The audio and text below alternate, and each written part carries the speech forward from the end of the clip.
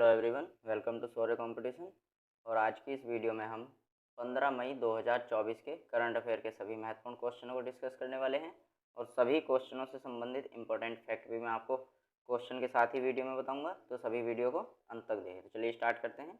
और class start करने से पहले कल की क्लास यानी 14 मई की क्लास का क्विक रिविजन कर लेते हैं। अंतर्राष्ट्रीय ह्यूमस दिवस 13 मई को मनाया गया है और इस दिवस को मनाने का उद्देश्य स्वादिष्ट भोजन के प्रति जागरूकता बढ़ाना होता है। नेक्स्ट देखते हैं, नेपाल के एवरेस्ट मैन जिनका नाम है कामी रीता शेरपा, इन्होंने 29वीं बार और सबसे ज़्यादा बार है, 29वीं बार एवरेस्ट शिखर पर चढ़कर अपना ही रिकॉर्ड तोड़ दिया है। और एवरेस्ट शिखर विश्व का सबसे ऊंचा शिखर है। नेक्स्ट देखते हैं, संयुक्त राष्ट्र ने 25 मई को विश्व फुटबॉल दिवस के रूप में घोषित किया है। और साइबर धोखाधड़ी करने वालों से निपटने के लिए दूरसंचार विभाग यानी DOT और MHA यानी गृह मंत्रालय, इसको मिनिस्ट्री ऑफ होम अफेयर बोलते हैं, और राज्य पुलिस, इन तीनों ने हाथ मिलाया है। नेक्स्ट, इदासिसा नोंगरांग मेघालय की पहली महिला पुलिस महानिदेशक, जिसको DGP बोलते हैं, DGP ये नियुक्त की गई हैं। कौन? इदासिसा नोंगरांग। और ISRO Indian Space Research Organisation ने 3D प्रिंटेड रॉकेट इंजन का सफलतापूर्वक परीक्षण किया है और इसका नाम PS4 रॉकेट इंजन रखा गया है। और ये परीक्षण 10 मई को इसरो प्रोपल्सन कॉम्प्लेक्स महेंद्रगिरी से किया है। नेक्स्ट, जापान के राजदूत ने भारत के नागालैंड राज्य में कोहिमा शांति स्मारक और इको पार्क का उद्घाटन किया है।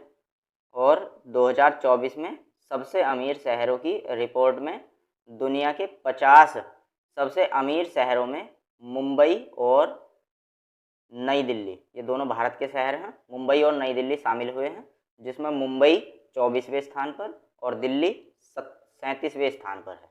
और इस रिपोर्ट में पहले स्थान पर न्यूयॉर्क USA का शहर रहा है।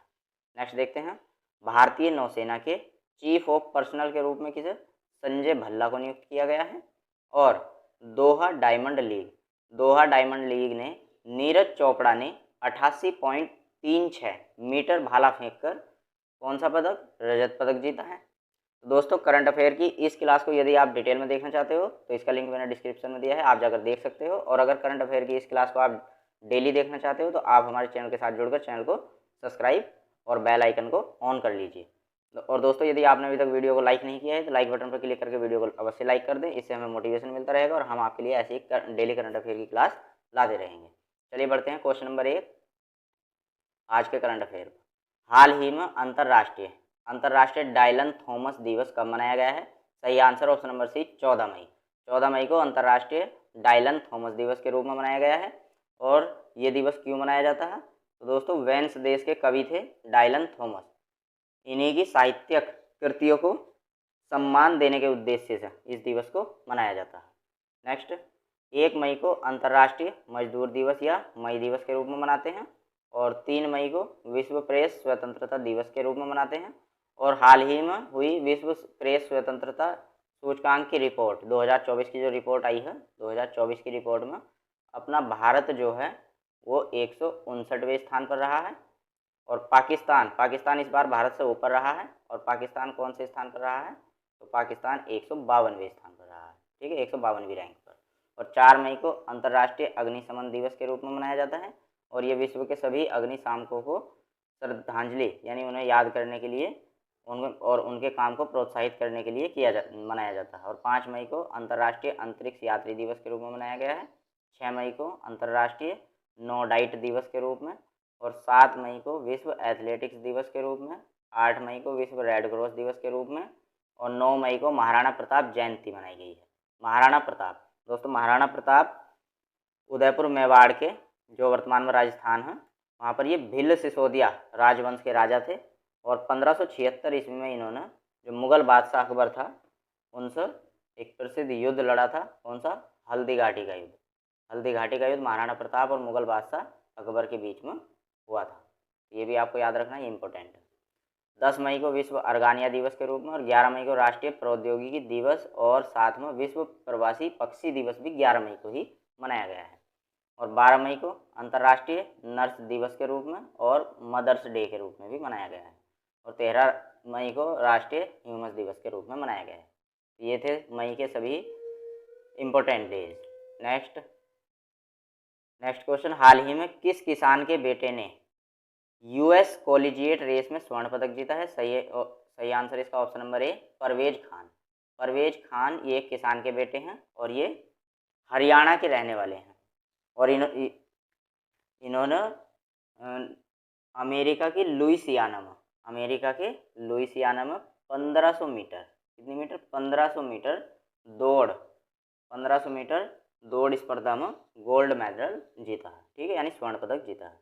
नेक्स्ट दोस्तों, दोहा डायमंड लीग में नीरज चोपड़ा ने रजत पदक जीता है और इन्होंने 88.36 मीटर भाला फेंककर ये दूसरे स्थान पर रहे हैं। और पहले स्थान की बात करूं, पहले स्थान पर दोहा डायमंड लीग में पहले स्थान पर चेकिया देश के जैकब वार्डलेच रहे हैं और इन्होंने 88.38, जो जैकब हो उन्होंने 88.38 मीटर भाला फेंका था, ठीक है, और नीरज चोपड़ा ने 88.36 मीटर दूरी पर भाला फेंका था। तो नीरज चोपड़ा इस बार 2 सेंटीमीटर, मात्र 2 सेंटीमीटर से पीछे रह गए हैं और दूसरे नंबर पर हैं, इन्होंने रजत पदक जीता है, ठीक है। और इससे पहले नीरज चोपड़ा ने 2020 में टोक्यो ओलंपिक में 87 पॉइंट, कौन से ओलंपिक में, टोक्यो ओलंपिक में 87.58 मीटर भाला फेंक कर इन्होंने गोल्ड मेडल जीता था, ठीक है, ये भी आपको याद रखना है। और हर्षित कुमार ने 21वीं एशियाई अंडर-20 एथलेटिक्स चैंपियनशिप में स्वर्ण पदक जीता है।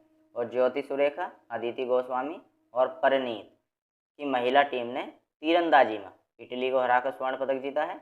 और मोना अग्रवाल ने world shooting para sport tournament में स्वर्ण पदक जीता है। एकता डे ने एशियाई अंडर-20 एथलेटिक्स चैंपियनशिप में महिला स्टीपल चेंज में स्वर्ण पदक जीता है। और पुरुषों की स्टीपल चेंज में रणवीर सिंह ने स्वर्ण पदक जीता है। तो दोस्तों, स्टीपल चेंज एक प्रकार की ये भी दौड़ होती है, लेकिन इसमें बाधाओं के रूप में पानी लिया जाता है, ठीक है। और अनुराग सिंह कलेर ने एशियाई अंडर-20 एथलेटिक्स चैंपियनशिप में पुरुषों की शॉटपुट स्पर्धा में स्वर्ण पदक जीता है। और शॉटपुट स्पर्धा क्या होती है, इसमें कंधे से सटाकर एक बॉल को दूर तक फेंक कर मारना होता है, सबसे दूर तक, ठीक। नेक्स्ट देखते हैं क्वेश्चन नंबर 3, हाल ही में किस देश ने संयुक्त राष्ट्र trust fund for counter terrorism में $5 लाख का योगदान दिया है? सही answer option number B,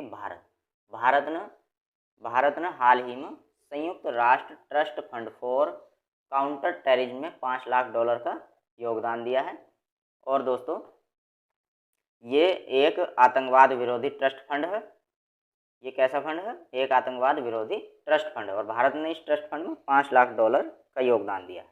next देखते हैं, हाल ही में आसियान भारत वस्तु व्यापार समझौता संयुक्त समिति की चौथी बैठक कहाँ आयोजित की गई है? सही answer option number D, Malaysia में आसियान भारत वस्तु व्यापार समझौता संयुक्त समिति की चौथी बैठक आयोजित की गई है। और दोस्तों, ये बैठक मलेशिया के पुत्रजया में आयोजित की गई है। और इससे पहले तीसरी बैठक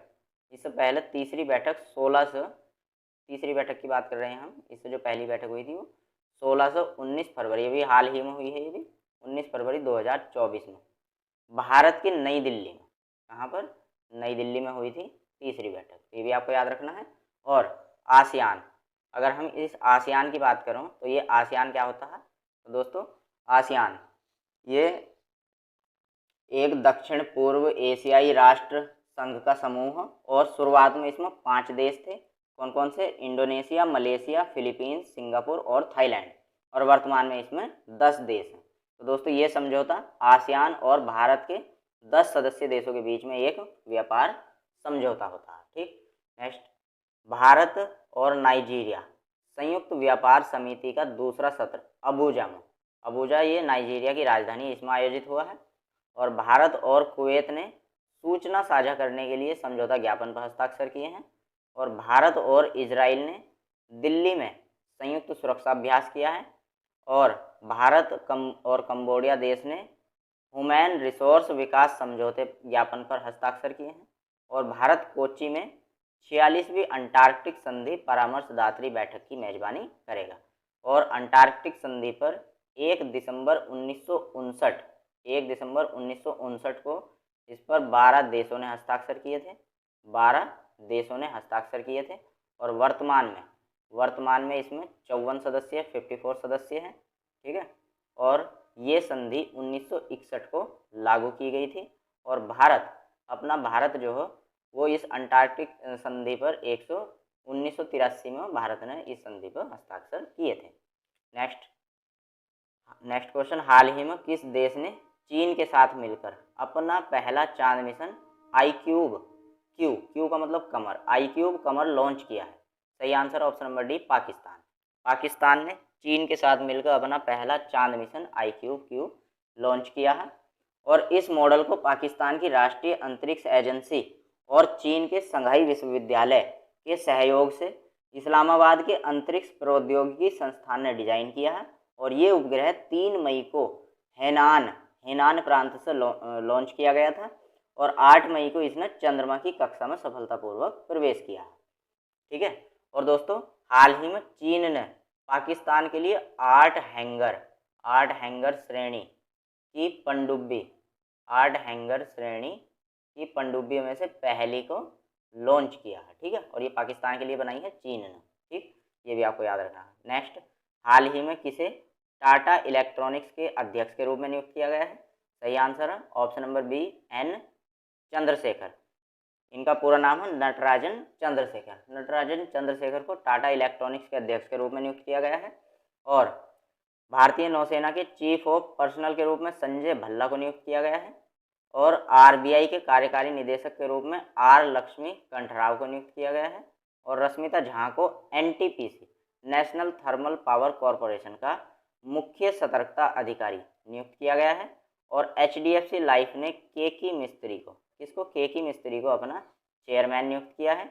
और डीपीआईआईटी यानी department of promotion of industry and internal trade के निदेशक के रूप में किसे प्रतिमा सिंह को नियुक्त किया गया है। और सुनील कुमार यादव को महुआ ministry of housing and urban affair के निदेशक के रूप में नियुक्त किया गया है। और स्टेट बैंक ऑफ इंडिया के जनरल इंश्योरेंस के प्रमुख के रूप में किसे जया त्रिपाठी को नियुक्त किया गया है। और नरसिंह यादव को रेसलिंग फेडरेशन ऑफ इंडिया भारतीय कुश्ती महासंघ एथलीट पैनल के अध्यक्ष चुना गया है। नेक्स्ट क्वेश्चन, हाल ही में प्रसिद्ध पंजाबी सुरजीत पातर का 79 वर्ष की आयु में निधन हुआ है, ये कौन थे? तो इसका सही आंसर ऑप्शन नंबर डी, कवि। हाल ही में प्रसिद्ध ये कवि थे और इनका 79 वर्ष की आयु में निधन हो गया है सुरजीत पातर का। नेक्स्ट देखते हैं, हाल ही में प्रसिद्ध अभिनेता, इनका नाम था बर्नार्ड हिल, इनका निधन हुआ है। और इन्होंने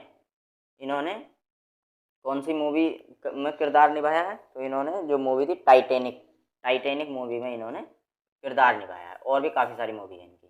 ये एक इंग्लिश एक्टर थे, ठीक है। और यक्षगान के प्रसिद्ध गायक सुब्रमण्यम धारेश्वर का निधन हो गया है। और यक्षगान कर्नाटक का नृत्य है। और भारत के सबसे वृद्ध पायलट दिलीप सिंह मजीठिया का 15 अप्रैल 2024 को 103 वर्ष की आयु में निधन हुआ है। और क्रिकेटर खिलाड़ी रमन सुब्बा रो, इनका भी 15 अप्रैल 2024 को हाल ही में निधन हुआ है।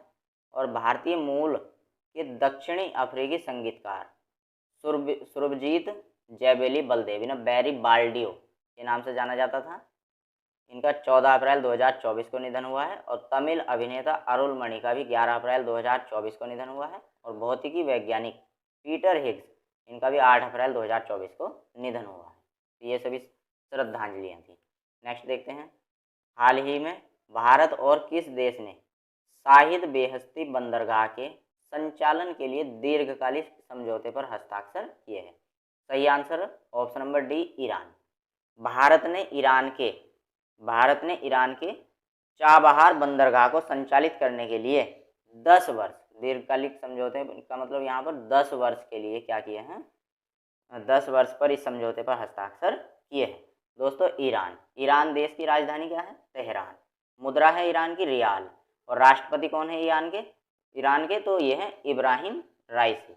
इब्राहिम राइसी ईरान के क्या हैं, राष्ट्रपति हैं।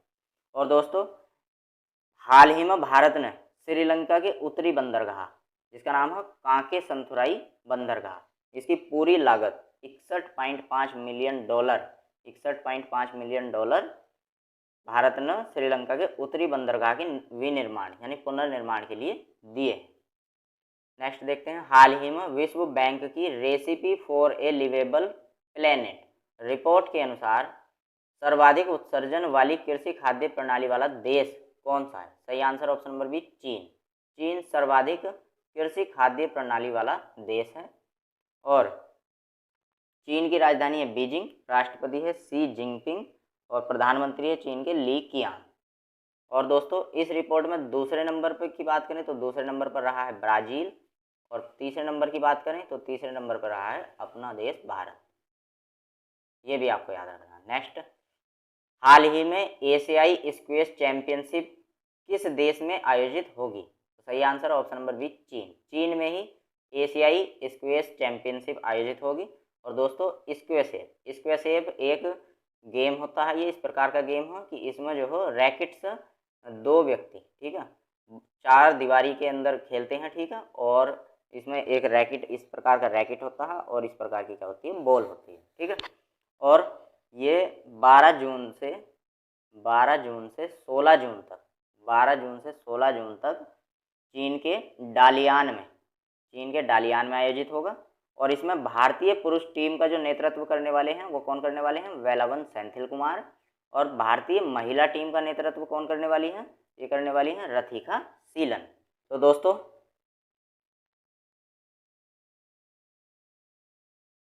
दोस्तों थैंक्स फॉर वॉचिंग। और करंट अफेयर की ये क्लास आपको कैसी लगी हमें कमेंट बॉक्स में ज़रूर बताएं। और करंट अफेयर की इस क्लास को डेली देखने के लिए वीडियो को लाइक और चैनल को सब्सक्राइब करना ना भूलें। धन्यवाद।